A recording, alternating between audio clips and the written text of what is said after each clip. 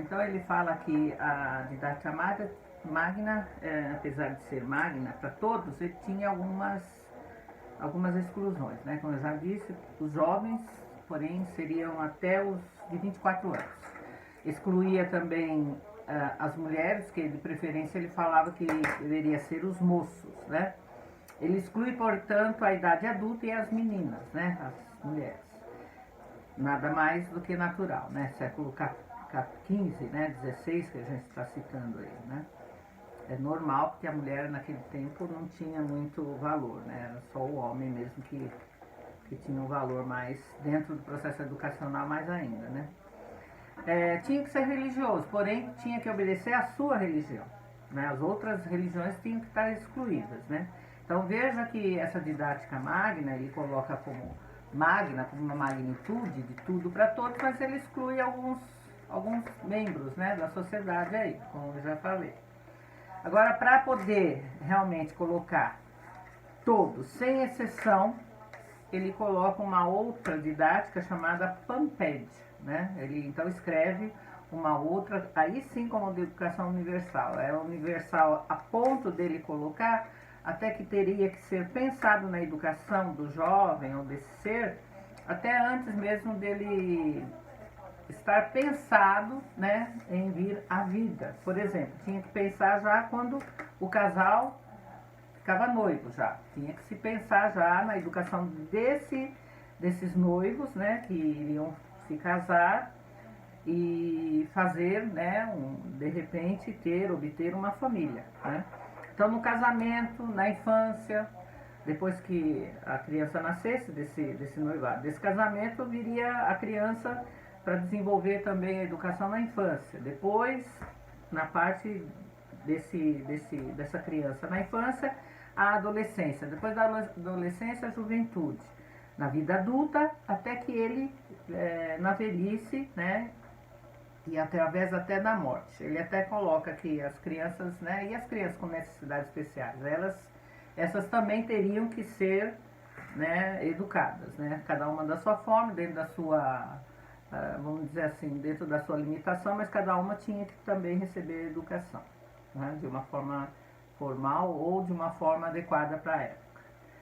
Bom, agora vamos falar um pouquinho sobre as obras, né, a obra dele, além das novidades já descritas, né, que a gente colocou aqui, que são até alguns itens que prevalecem até hoje, né, como a educação para todos, a educação sem discriminação, né, necessidades especiais, né. O que ele falava? Que a obra dele tinha que despertar uma concepção de uma nova criança, de uma criança que fosse realmente tratada com delicadeza, né? Porque na época a criança era vista somente como um adulto em miniatura, né? Então, num tempo que a escola exigia, por exemplo, a regra da palmatória, onde tinha castigos, né, dentro da sala de aula, o Comênio ele já reagia, né, com relação à negativa desse método tradicional. Ele falava, por que não se aprende? Então, brincando, né? Então, é o momento que ele cai em reflexão, ele se encontra com Descartes, né?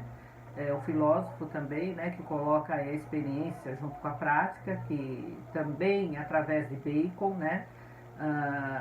E esse conhecimento da prática é nada mais nada menos que antes de ensinar a coisa para o aluno, dê a coisa para ele experimentar e depois a teoria é explicada através, né, do conhecimento.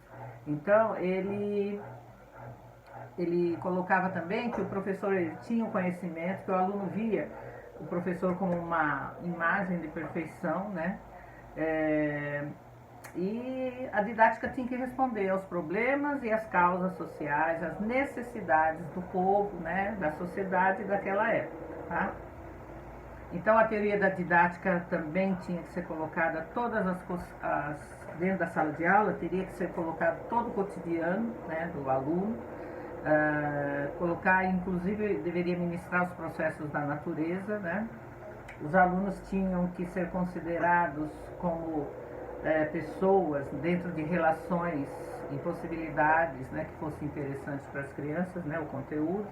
O professor seria visto como profissional e não como ministro.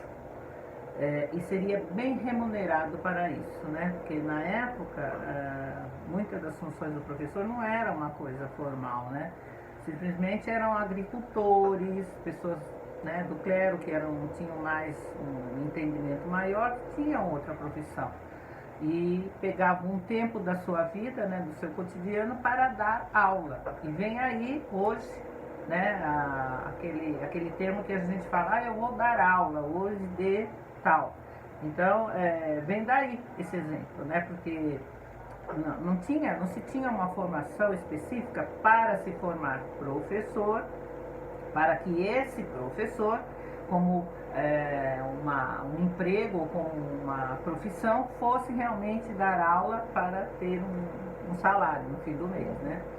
Então o professor simplesmente era alguém que fazia parte da comunidade, que tinha uma instrução maior e que pegava um pedaço do seu tempo para ir dar aula, né? Até hoje a gente ouve, né? Você trabalha, professor, ou você só dá aula, né? Esse termo é muito usado até hoje, né? Então, por conta disso, que dessa época aí era ministrada as aulas, né, somente como colaboração. Bom, a organização do tempo e do currículo levaria em conta os limites do corpo, da alma e as necessidades do aluno como professores, né, em ter outras atividades, né?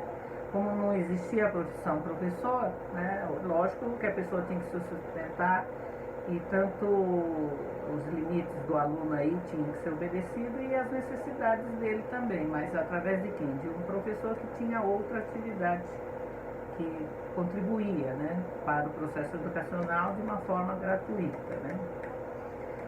A maior contribuição do Comênio para a educação de hoje, eu acredito que seja: primeiro item, trazer a realidade social para a sala de aula, que eu acho que é importante discutir, falar, assim como Paulo Freire, né, fala da pedagogia do oprimido, o que a gente já conversou, né. E outra coisa é fazer uso dos meios tecnológicos mais avançados que estejam à disposição hoje, tá? Então esse recurso que a gente está usando aqui com vocês hoje, né, devido a esse problema que a gente está enfrentando hoje, que parece até um sonho, o que estava à disposição de Comênio na época era a imprensa, e ele usou muito bem esse recurso que na época era considerado tecnológico, uma tecnologia nova, né? Afinal que fez parte do seu trabalho em sala de aula, tá? Então é isso, sobre Comênio acho que dá para entender um pouquinho, né, sobre a realidade desse também importantíssimo teórico. E a gente vai ver agora em seguida um pouquinho a teoria de Rousseau e Pestalozzi, tá bom?